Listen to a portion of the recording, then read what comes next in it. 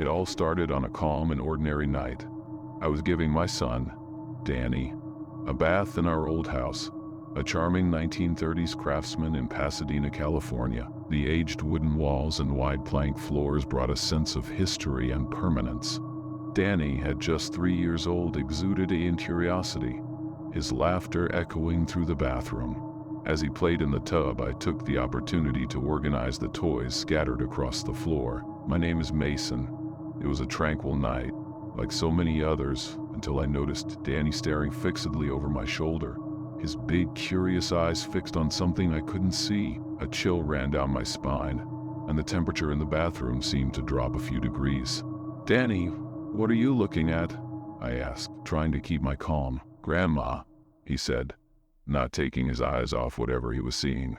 "What grandma, Danny? Who told you about her?" "The grandma who calls Mommy Sweetie," he replied, leaving me speechless. My mother wasn't at our house that night, and it didn't make sense. "Who told you that, Danny?" I asked, my voice trembling. "The farmer," he said, as if he were talking about a close friend. "The farmer? Who is the farmer?" The mention of that name sent a chill through me. My mind started racing with possibilities, each one more disturbing than the last. "My friend," he replied, in his childlike simplicity. I recounted this story to my wife later that night. She was in tears. How could our son know about that nickname?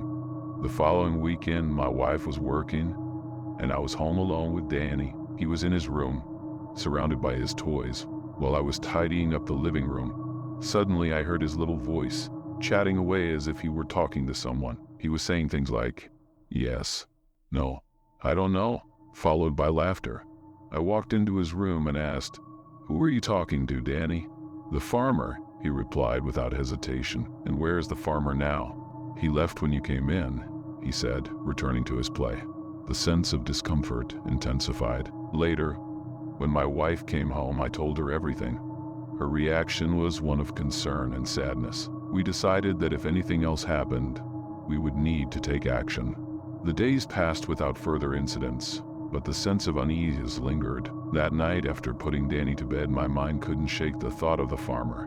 Who or what was he? Why did our son know things he couldn't possibly know? It was clear that something else was going on, something we couldn't see or understand. The days went by without major incidents, but the feeling of uneasiness never left us.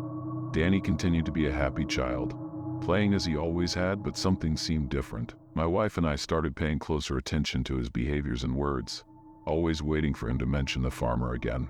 On a sunny afternoon, while Danny was playing in the backyard, I was sitting on the porch, watching him. He was immersed in his play, but every now and then he would glance at the corner of the yard, as if expecting to see someone there. This repetitive behavior started to worry me. It was as if he were waiting for an invisible visitor. "Danny, who are you playing with?" I asked, trying to keep my voice light. "With the farmer, Daddy. He likes to play here," he replied, his eyes still fixed on the corner of the yard. My heart skipped a beat. The mention of the farmer still sent shivers down my spine. "What does the farmer look like?" I asked, trying to disguise my nervousness. "He's tall and wears a big hat. He smiles at me," Danny answered with an innocent smile. I tried not to show my fear, but the description was disturbing. I began to wonder if there was something truly wrong with the house, or if it was just a child's vivid imagination. I shared the conversation with my wife later. She was worried but tried to remain calm. "Maybe it's just an imaginary friend. Kids his age have those, right?" she said, trying to comfort me. But I knew there was more to it. The way Danny described the farmer was too specific, too real. Then, on a quiet night, as we were watching TV in the living room, we heard Danny laughing in his bedroom. It was a happy laugh, but amidst the silence of the night, it sounded out of place. I went to his room, and there he was, sitting on his bed, chatting away with the emptiness. "Danny, who are you talking to?" I asked, trying to sound calm. "The farmer, Daddy. He said he likes you guys," he replied, smiling. The mention that the farmer liked us was strange and unsettling. I left the room, my heart pounding. Later, in bed, my wife and I discussed what we should do. "We need help. Someone who understands these things," she said, her voice trembling. But we didn't know who to turn to. We were trapped in a cycle of fear and uncertainty. not knowing how to protect our son from something we couldn't see. The tension in our home grew by the day. We were constantly on alert, waiting for Danny to mention the farmer again. And then, on a particularly cold night, we heard Danny talking in his sleep. His words echoed through the house, bringing a new wave of fear. The days dragged on slowly since we heard Danny talking in his sleep. Those words, whispered in the darkness of night, echoed in my mind. My wife and I barely slept, worried about what might be happening to our son. Every shadow in the house seemed to hide secrets we couldn't unravel. On a dark and silent night after putting Danny to bed, we decided to stay in the living room, hoping sleep would eventually find us. The clock on the wall slowly ticked away the hours as we whispered to each other. Fear kept us alert, and every little sound made us shiver. That's when we heard, coming from Danny's room, a low, indistinct murmur. My wife looked at me, her eyes filled with dread. We slowly got up and made our way to his room, our hearts pounding in our chests. The door creaked softly as we opened it. Danny lay in bed, the sheets tangled around him. His breathing was calm and steady, but his words continued to echo in the dark room. "The farmer is here," he told me. He murmured, as if in a deep sleep. "We need to do something," my wife whispered, her eyes brimming with tears. I took her hand and squeezed it tightly, trying to convey courage that I didn't feel myself. We were lost, not knowing how to protect our son from this invisible presence that felt increasingly real. We decided to consult someone who could help, someone who understood the supernatural. I frantically searched for paranormal experts, seeking someone who could provide answers or relief to our desperate situation. As we waited for morning to take action, we felt the farmer's presence looming over us.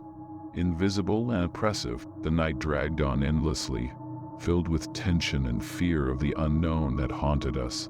Morning arrived with a pale and cold light, bringing some relief after the night of terror we had endured. We decided we couldn't delay any longer. It was time to find help. I contacted a paranormal expert recommended by a friend, a man known for his experience with inexplicable cases. He agreed to meet us at our home that afternoon. As we waited, we tried to maintain a sense of normalcy, but the tension lingered. Danny played in the backyard as if nothing was wrong, oblivious to the weight we carried. When the expert finally arrived, he got straight to the point. He asked detailed questions about the events that had occurred, Danny's behaviors, and the circumstances surrounding the farmer's presence. He noted every word with seriousness, as if piecing together a complex puzzle. After hearing our story, the expert pondered for a moment, his eyes scanning the surroundings. Then he explained that in some cases, spirits bound to the earth can connect with young children, especially if there is a strong emotional bond, like the one Danny had with his late grandmother. He suggested a cleansing ritual to purify the house, a way to ward off any unwanted presence that might be causing interference in our lives. We had no choice but to trust his expertise and follow his instructions. As the expert performed the ritual, a palpable tension filled the air. The candles flickered as if brushed by an invisible breeze, and the sound of his chanted words reverberated off the walls of the house. Each syllable seemed to push back the darkness until, finally, an odd calm settled in, as if an invisible burden had been lifted. The atmosphere felt lighter, and even the air seemed easier to breathe. Danny remained by our side throughout, observing everything with curious, unafraid eyes. When the ritual ended, the expert assured us that we had done what was necessary to protect our home and family. We thanked him deeply for his help and promised to stay in touch if anything else occurred. As the days passed, the farmer's presence became less noticeable. Danny returned to being the cheerful and vibrant child we knew, his smiles and laughter filling the house with joy once more.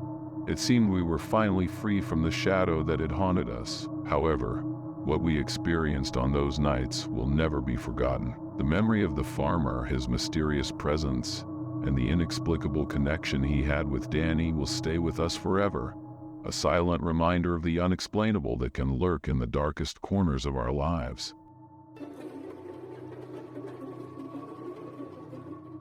My name is Tom. I grew up on a farm in Wisconsin, next door to my best friend Joe. Although we lived a few kilometers apart, The school bus dropped us off at each other's houses, keeping us close. We spent our days exploring creepy farm stories told by old-timers, and often ventured into the fields that divided our properties. It was a simple life, but full of little mysteries that kept our imaginations alive. One afternoon, Joe and I decided to play with slingshots, shooting corn cobs at birds. It all seemed like harmless fun until, to our horror, we hit a crow. The poor bird fell immediately, and our hearts were filled with remorse. Dad always said we shouldn't kill an animal without reason. Feeling deeply sorry, Joe and I decided to bury the crow in the backyard. The next morning, I woke up to a scary scene. Crows infesting our cornfield, destroying everything. When we tried to shoo them away, they would fly off only to return as soon as we went back inside.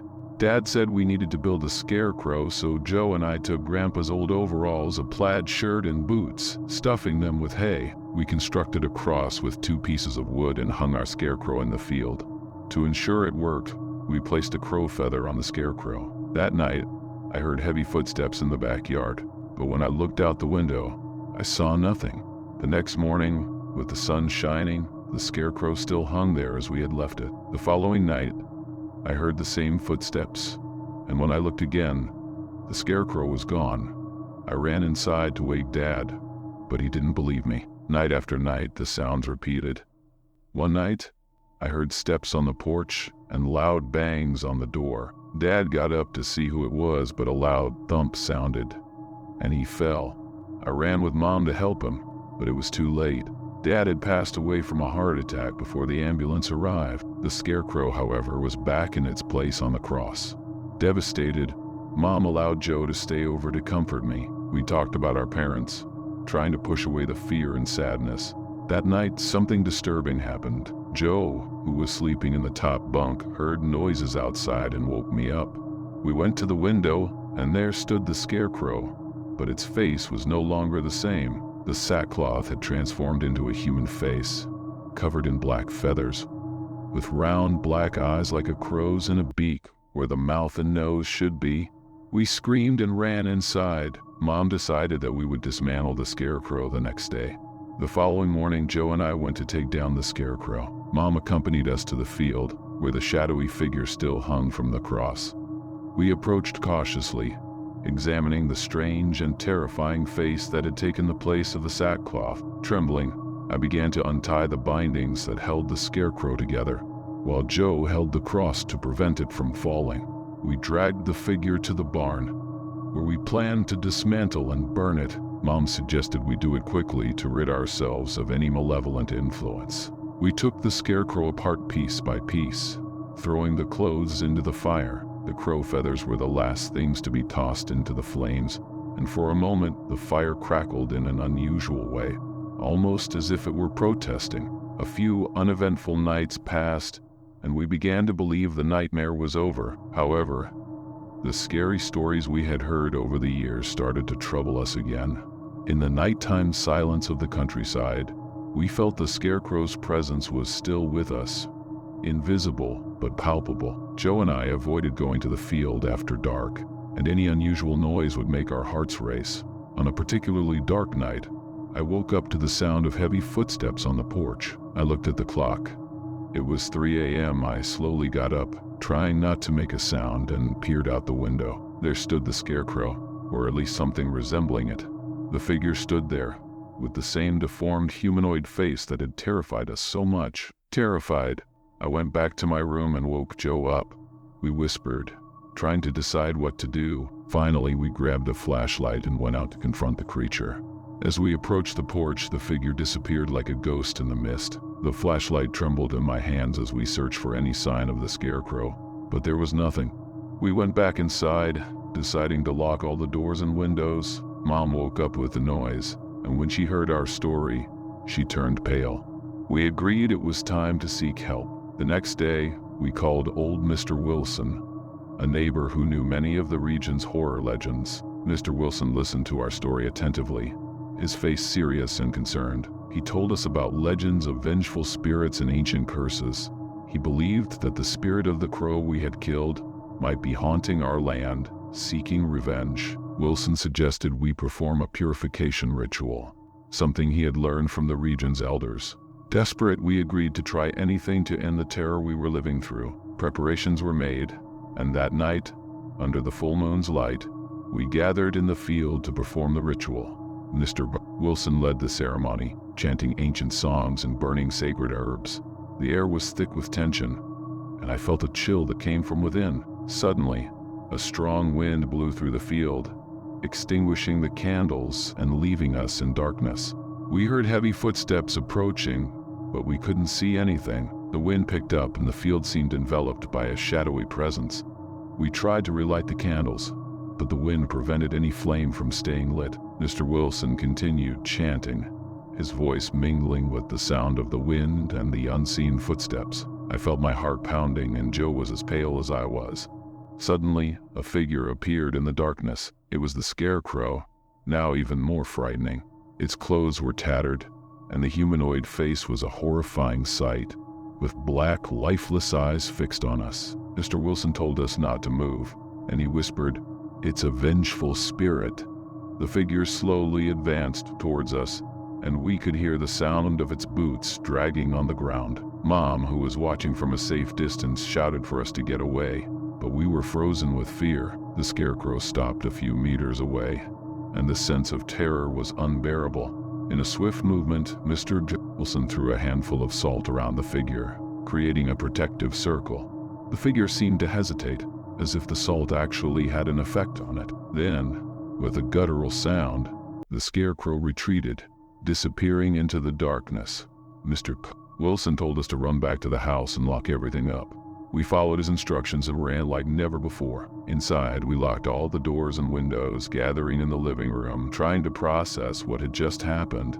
Mom was in shock, and Joe and I couldn't stop trembling. Mr. Wilson explained that the Scarecrow's spirit was bound to the land for some reason, and that we would need specialized help to fully purify the farm. We decided to spend the night all together in the living room, with the lights on. The dawn was long and tense. We heard strange sounds outside, but no one dared to check. It was as if the night itself was alive, watching and waiting. The scary stories we used to laugh at now seemed more real than ever. Time passed slowly, and every minute felt like an eternity. In the early morning, Mr. Wilson brought a local shaman, known for his skill in dealing with spirits. The man examined the field and told us that something very ancient and powerful was there. "You need to understand," he said. "This spirit is not just a ghost. It is an entity that has deep roots in this land." The shaman began to prepare another ritual, more complex and powerful than the previous one. He warned us that it could be dangerous, but it was our only chance to rid the farm of this malevolent presence. As the sun began to set, we prepared for the ritual. The shaman spread herbs and protective symbols around the field, chanting prayers that seemed to resonate with the very soil. Joe and I held hands, trying to find strength in each other. As darkness fell, the field seemed to pulse with sinister energy. We were all prepared for whatever was to come, knowing this could be the night that changed our lives forever. When the sun had completely set, darkness enveloped the field. The shaman, with his firm stance and strong voice, began the final ritual. The herbs burned on a small makeshift altar, and the pungent smell filled the air, mixing with the cold of the night. Suddenly, a chilly wind blew through the field, extinguishing some candles, but the shaman continued chanting without hesitation. The Scarecrow, now an even more menacing figure, appeared again, emerging from the darkness like a specter. Its black, lifeless eyes seemed to stare at each of us. The shaman instructed us to stay within the protective circle he had drawn on the ground. "Do not move no matter what happens," he warned. The Scarecrow advanced, but it seemed to be held back by the circle. The shaman began reciting a more intense prayer, his words filled with power. The Scarecrow paused, hesitating, as if being pushed back by an invisible force. The air around us seemed to vibrate with energy, and a faint light began to emanate from the circle. Then the Scarecrow let out a guttural scream, a sound that seemed to come from the depths of hell. It began to disintegrate before our eyes, as if being consumed from within. The black feathers fell to the ground, turning to dust. The horrifying face melted away, revealing only an empty sackcloth head. When the figure finally disappeared, a deep silence fell over the field. The tension in the air dissipated, and we all breathed a sigh of relief. The shaman concluded the ritual with a closing prayer, assuring us that the spirit had been banished for good. We felt a lightness in the air, a peace we hadn't experienced in a long time. Joe and I exchanged incredulous looks, still processing what we had just witnessed. Mom, with tears in her eyes, thanked the shaman and Mr. Wilson for their help.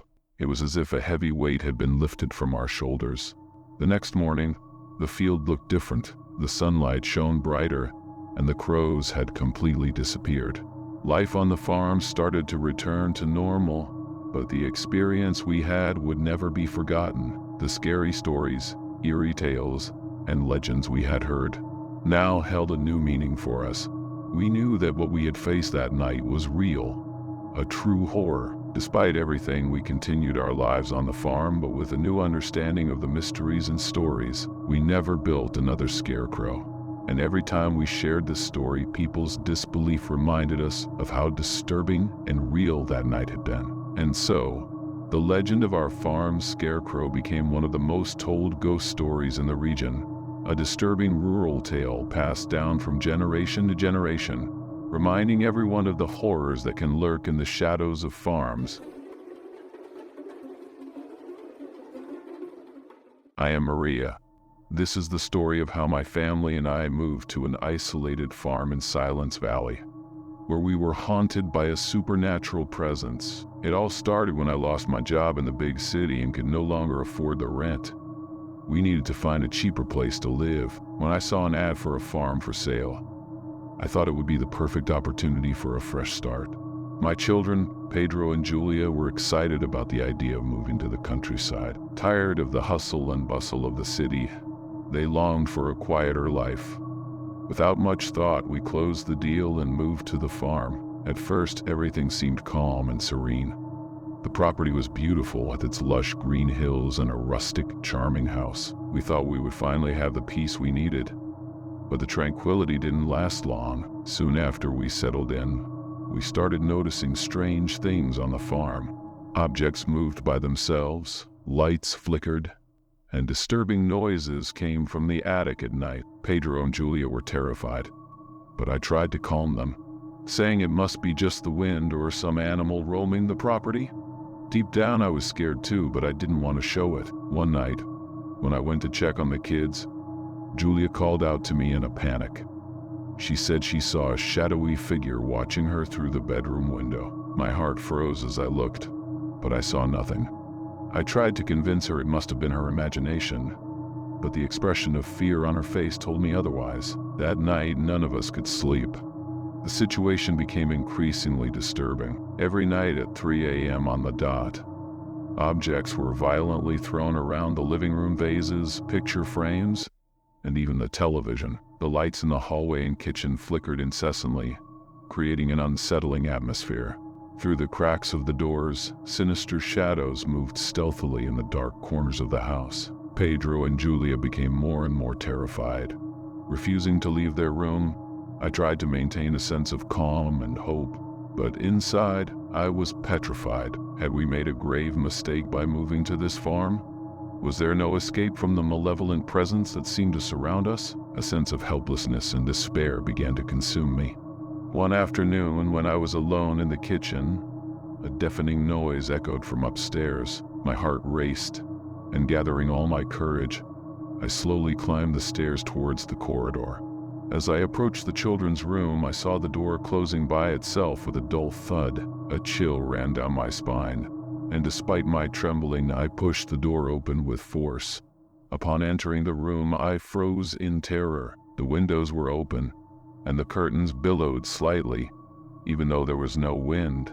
Pedro and Julia were huddled on the bed, crying in fear. In that moment, I knew something very wrong was happening on that farm. Something evil and powerful seemed to be tormenting us, and we didn't know how to escape. Desperate, I tried to convince my children that we needed to leave that place immediately, but they refused to leave the room. Afraid of what might be lurking in the corridors, I couldn't move either, paralyzed by fear. That malevolent presence seemed to be in every corner of the house, watching us, waiting for the right moment to strike. One night at 3:47 a.m., I woke up to a deafening noise coming from the attic. My entire body trembled. The attic door was slightly ajar, and I felt a heavy sensation wash over me. I hesitated for a moment, but eventually I slowly opened the door. Nothing could have prepared me for what I saw. As I entered the attic, I felt an intense cold that seemed to penetrate my bones. The air was thick with a dark and oppressive energy. My eyes took a while to adjust to the darkness, but then I saw something that left me in sheer terror. In the corner of the attic was a black amorphous figure, as if made of shadows. It moved sinuously, as if floating in the air. My heart raced and I backed away, wanting to get out of there as fast as I could. But the creature seemed to notice my presence. It slowly turned towards me, and even without a face, I felt its piercing gaze upon me. Without thinking, I ran out of the attic, closing the door behind me. I rushed downstairs in a panic, tears streaming down my face. I knew that malevolent thing wouldn't stay confined for long. Trembling, I ran to the children's room and locked the door. Pedro and Julia looked at me, scared, sensing the terror on my face. I told them what I had seen in the attic, and they froze in shock. In that moment, I knew we couldn't stay on that farm any longer. We had to get out as soon as possible. But when I tried to open the bedroom door, I realized it was jammed. I pushed with all my might, but it was as if something was holding it shut from the other side. A noise in the corridor, like something dragging itself towards us. I froze, turning slowly to face the attic door, which was slowly creaking open. There was nowhere to run. We were trapped. The silence was deafening as we waited, terrified for whatever would come next. I could hear my children sobbing quietly, clinging to me. Then a horrible creak reverberated through the corridor, and the attic door swung fully open. A wave of icy air invaded the room, making every hair on my body stand on end. Slowly, the shadowy, amorphous figure I had seen in the attic began to float towards us. My eyes widened in terror as I realized that this thing seemed to be feeding off our energy, sucking the life out of us. I couldn't move, paralyzed by fear. All I could do was hold my children tightly, praying that the malevolent creature would spare us. Time seemed to stand still as the entity drew closer, its suffocating presence robbing us of our breath. I could feel our life force being drained from our bodies, as if this thing were sucking out our very souls. Pedro and Julia clung to me, crying in despair, pleading for help, but there was nothing I could do. We were at the mercy of this malevolent entity. Suddenly, a deafening crash shook the house, as if something had been knocked over. The shadowy figure seemed distracted for a moment, its energy flow interrupted. This was our chance. Without thinking, I stood up and rushed towards the window, pushing it open with all my might. Julia and Pedro followed, and together, we jumped out, landing on the ground amid broken glass. Without a moment's hesitation, we started running for our lives, not looking back. I could hear screams and scary noises coming from the farm, but I didn't stop to check. My only concern was to put as much distance as possible between us and that malevolent creature. I ran until my lungs burned and my legs trembled, dragging the children with me. Finally, when we could run no more, we stopped to catch our breath. I looked back, but there was no sign of the farm. Only the darkness of the night and the terrifying silence. My heart was still racing, and I trembled from head to toe, but I knew we were safe. The shadowy entity hadn't pursued us, or perhaps it was still watching from afar, waiting for the right moment to find us again. If you enjoyed the video you just watched, you won't want to miss this next one. Click now and I'll see you there.